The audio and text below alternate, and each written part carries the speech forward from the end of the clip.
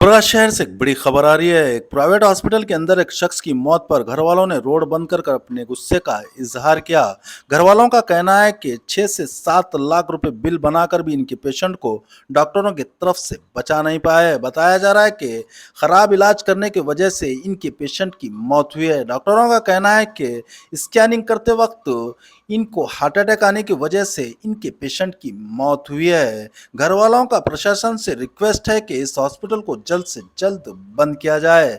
मजीद मालूमात के लिए देखते रहें न्यूज़ टाइम कर्नाटक। अगर फेसबुक पर देख रहे हैं तो पेज को फॉलो करना ना भूलें।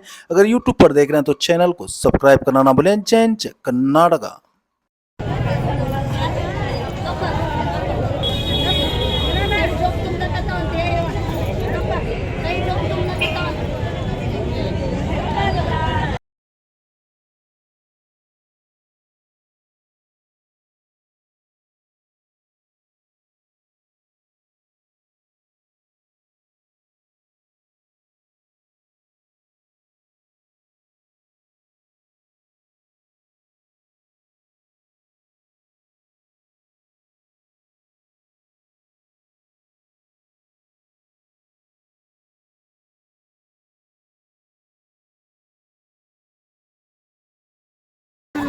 ಹಾಸ್ಪಿಟಲ್ ಬೇರೆ ಹಾಕತ್ತೆ ಬೋರ್ಡ್ ಸರ್ ಬೇರೆ ಟ್ರೀಟ್ಮೆಂಟ್ ಕೇಸ್ ಆಗತ್ತೆ ನಿಮಗೆ 10 ಸಲ ಫೋನ್ ಮಾಡ್ತಿರ್ತೀನಿ ನಿಮ್ಗೆ ಯಾವಾಗಲೂ ಈ ವಾರದಾಗ 2 ಇದ್ದೀವಿ ಕೇಸು ಬಡವರಿಗೆ ಸುಂದು ಜೀವ ಹೊಡ್ಲಕ್ಕೆ ಬಿದ್ದಾರ ನೋಡ್ರಿ ಸರ್ ಡಾಕ್ಟರ್ ಬಂದು ಬೈದಿದ್ದು ವಿಡಿಯೋ ನಮ್ಮ ಹತ್ರ ಏನು ಚಾರ್ಟ್ ಇಲ್ಲ ಫೀಸ್ ಇಲ್ಲ ಡಾಕ್ಟರ್ ಬಂದ್ರೆ ಮೆಡಿಸಿನ್ ಕೊಡಲ್ಲ ಯಾರು ಸರ್ತಿ ಒಂದು ಚಾರ್ಟ್ ನೀವು ಚಾರ್ಟ್ ಸರ್ ಆಫೀಸ್ ಚಾರ್ಟವನ್ನು ನೋಡ್ರಿ ತಾನು ಕೈಲಿ ಆಗ್ಲಕ್ ಬಿಡ್ಬೇಕಂತೀನ್ರಿ ನಾವು ಬೆಂಗ್ಳೂರ್ ಬಂದ್ರು ಓದ್ತೇವಲ್ಲ ಆಗಲ್ಲ ಅನ್ಬೇಕ ಅವ ಸತ್ ಹೊಡಿತಾನಂದ್ರ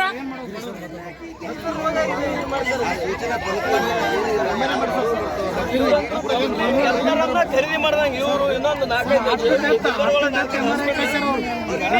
ಪೊಲೀಸ್ ಇಲಾಖೆ ಆರೋಗ್ಯ ಇಲಾಖೆ ಎಲ್ಲರನ್ನು ಖರೀದಿ ಮಾಡ್ದಂಗೆ ಸರ್ ಅದಕ್ಕಿಂತ ಬಿಫೋರ್ ಒಂದು ಸರ್ತಿ MRI ಮಾಡಿಸಿ ಸರ್ ಅವರು ಮತ್ತೆ ಬೆಳಗ್ಗೆ ಮತ್ತೆ MRI ನಡ್ಕೋತ ಬಂದ್ರಿ ಒಂದಲ್ಲ ಸರ್ ಇಂಥ 100 ಹಾಸ್ಪಿಟಲ್ ಈ ಹಾಸ್ಪಿಟಲ್ನಾಗ ಇದು 100 ಇಶ್ಯೂ ಇಂಥವು ಎಲ್ಲರಿಗೂ ಸುಮ್ಮನೆ ರೊಕ್ಕ ಕೊಡೋದು ಹೋಗೋದು ರೊಕ್ಕ ಕೊಡೋದು ಹೋಗೋದು ಅಂತಂದ್ರೆ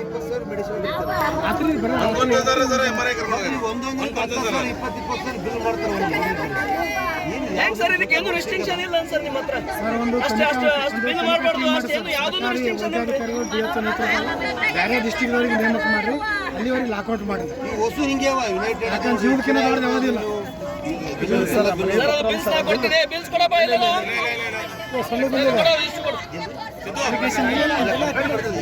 ಏನು ಬರ್ದಿಲ್ಲ ಬಿಲ್ ಬರೇ ಬಿಲ್ ಅದ ಹಾಸ್ಪಿಟಲ್ ಬಿಲ್ ಎಷ್ಟೇ ನೋಡಿ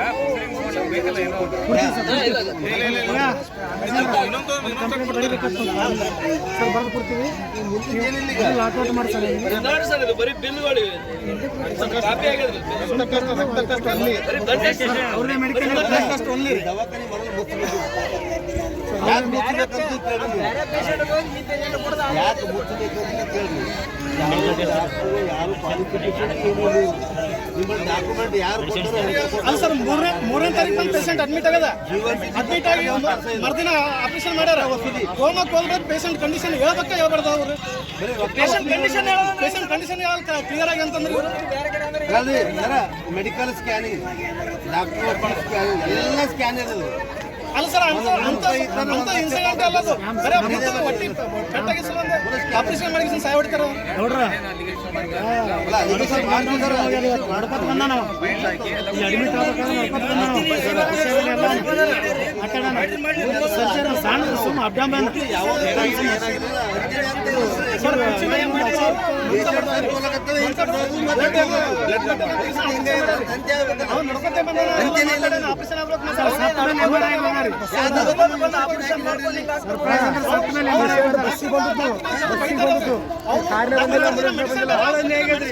ಮೆಡಿಕಲ್ ಟ್ಯಾಬ್ಲೆಟ್ಸ್ ತಗಿಸ್ರಿ ನಾ ಹೇಳ್ತೇನೆ ಟ್ಯಾಬ್ಲೆಟ್ಸ್ ಟ್ಯಾಬ್ಲೆಟ್ ಡಾಕ್ಟರ್ ಬೇರೆ ಈ ಟೈಪ್ ಮೋಸ ಡಾಕ್ಟರ್ ನರ್ಸ್ಗಳಿಗೆ ಬೈತಾರೆ ಆ ಟ್ರೀಟ್ಮೆಂಟ್ ಕೊಡಬಾರ್ದು ಆ ಇಂಜೆಕ್ಷನ್ ಕೊಡಬಾರ್ದು ಔಷಧ ಕೊಡಬಾರ್ದು ಯಾಕೆ ಕೊಡ್ತೀವಿ ಅದು ಕೊಡಬಾರ್ದು ಅಂತ ಹೇಳಿ 2 ಸಲ ಬೈದಾರೆ ನಮ್ಮಲ್ಲಿ ವಿಡಿಯೋ ಅದು ತೋರಿಸೋದು ಮತ್ತೆ ಇಷ್ಟು ಕೇರ್ಲೆಸ್ ಮಾಡ್ತಾರೆ ಮತ್ತೆ ಲಕ್ಷಗಟ್ಟಲೆ ಬಿಲ್ ಮಾಡ್ತಾರೆ ಅಂದ್ರೆ ಮತ್ತೆ ಮನುಷ್ಯ ಬಿಟ್ಟಾರ ನನಗೆ ಇವ್ರ ಮನೆಯವರು ಹಿಂಗೆ ಮಾಡ್ತಾರೆ ಬಡವರು ಹೆಂಗಾದ್ರು ಸಾಯ್ಬೇಕು ಬೆಲೆ ಇಲ್ಲ ಸರ್ ಸರ್ಕಾರ ಏನು ಹೇಳಿ ಕೊಡ್ರಿ ಅದು ಅಲ್ಲ ಜನ ಚಲಾಟಾಡ್ತಾರೆ ಇವರು ಏನ್ ಜೀವಕ್ಕೆ ಬೆಲೆ ಇಲ್ಲ ತೊಂದರೆ ಇರ್ತಾರೆ ಹೇಳ್ರಿ ಚಿರಾಯುನು ಹಂಗೆ ಯುನೈಟೆಡ್ ಹಂಗೆ ಅಲ್ಲ ಜನರ ಜೀವಕ್ಕೆ ಬೆಲೆ ಇಲ್ಲ.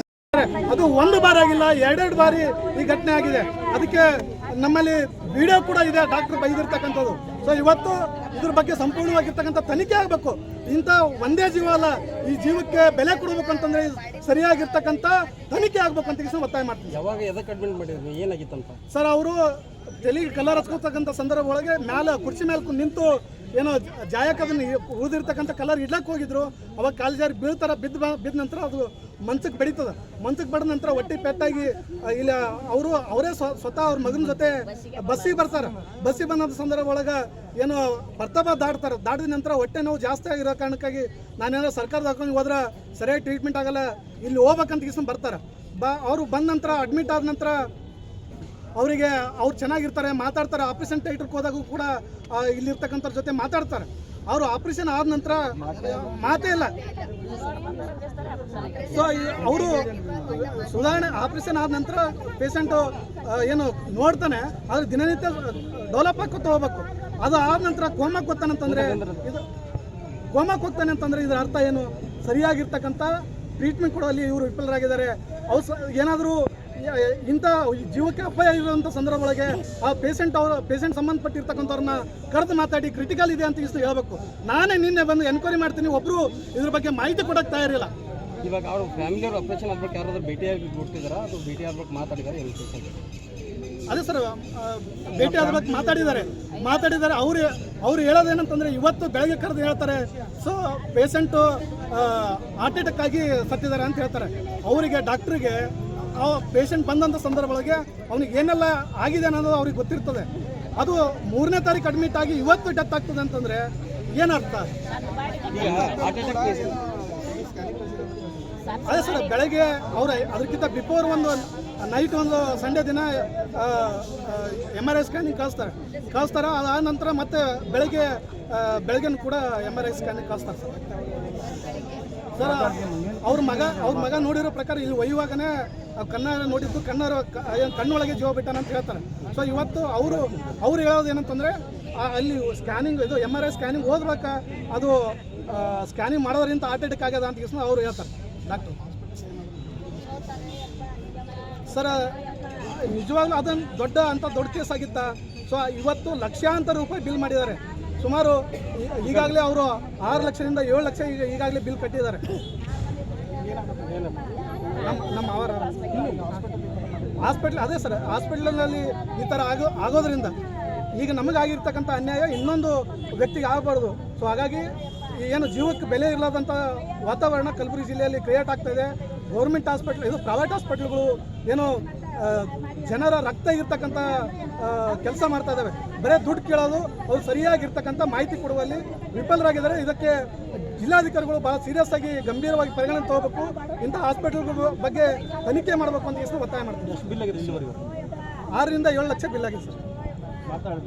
ಕಂಟಿನ್ಯೂ ರಾಜೇಂದ್ರ ರಾಜ್ವಾಳ.